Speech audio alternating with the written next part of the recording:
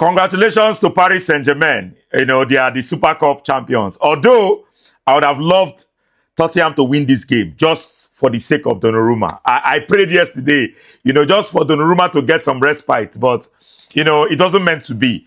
Tottenham was very, very naive in this game. They were very, very naive.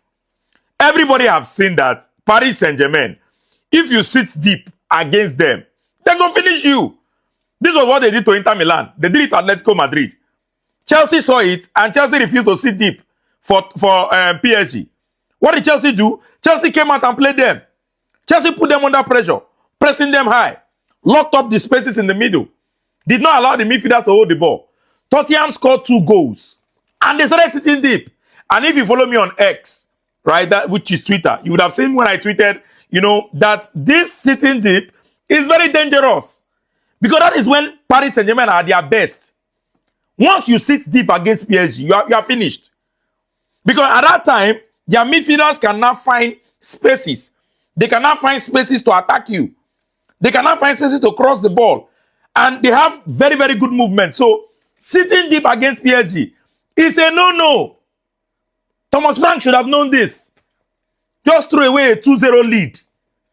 Anyways, kudos to Paris Saint-Germain. Right? And that's why they are the best team in the world. You know, they keep going, they keep pushing. They don't know when to say stop. And that is what makes you one of the best teams in the world. When you keep believing. You know that even in the last moment of the game, you can still do something. Right? So kudos to PSG.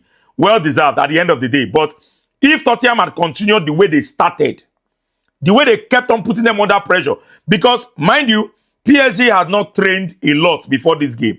So they were very, very rusty in the beginning. So Tottenham had the impetus. They had everything. Everything was in their hands. You have scored 2-0. Why are you sitting deep? You have scored 2-0. What could go wrong?